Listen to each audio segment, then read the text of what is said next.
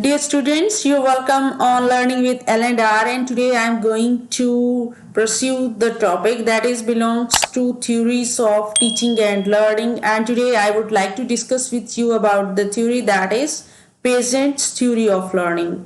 It is created by or discovered by Swiss biologist and psychologist Jean Piaget. That's why the name of the theory is Piaget's theory of learning, and it is belongs to the children specifically because this theory based on the Piaget's done the lots of work or researchers on the children, how they learn, because the Jean Piaget is a psychologist too. Okay, he is a renowned of constructing a highly influential model of child development and learning. He had done the research on children, and it developed a good model that is known as Piaget's theory. Okay, then it based on the idea that developing child builds cognitive structures. Cognitive means how they think or learn. In other words, mental maps, how they know about, how they learn about the things, how they think about the thing, how they perceive the things. Okay, schemes, maps, schemes or networked concepts for understanding and responding to physical experiences within his or her. Okay, then these are the development stages according to the Piaget's cognitive theory.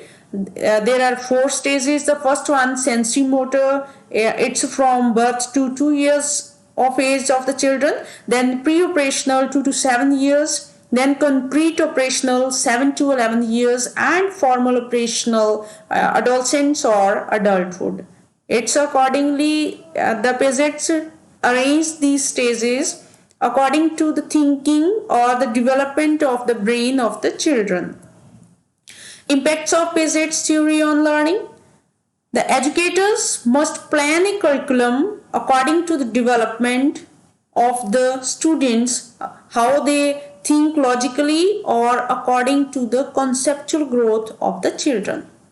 Then teachers must emphasize the critical role that experiences or interactions with the environment play in students' learning. Okay, then the next one is brain-based learning.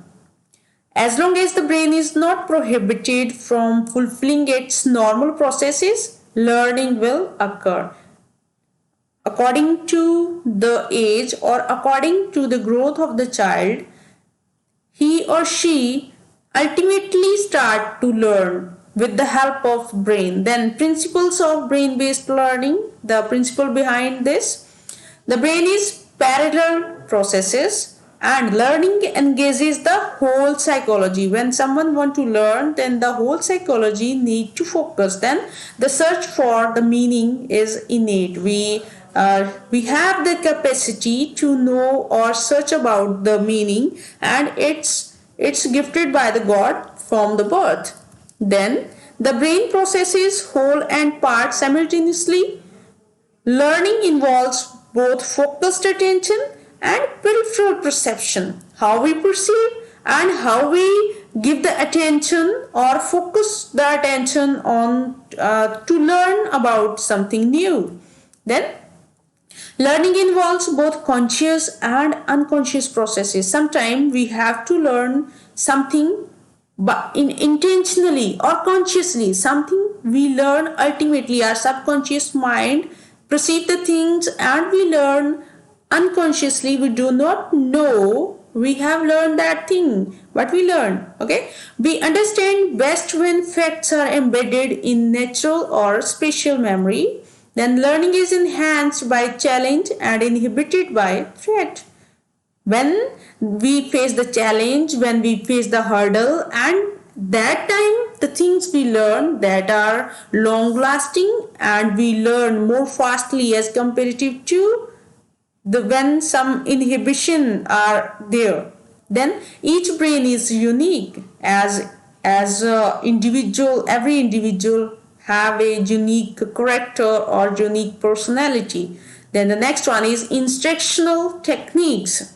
orchestrated immersion, relaxed alertness, active processing. That is instructional techniques helpful in teaching and learning. Why we call it instructional technique? Because in these three things which we have listed here, in these there is some instruction and the students have to follow that particular instruction. After that they learn the thing.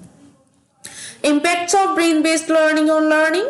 Teachers must design learning around students' interests. According to the teacher must develop the curriculum according to the student's interest rather than the interest of the teacher or another interest of the other member.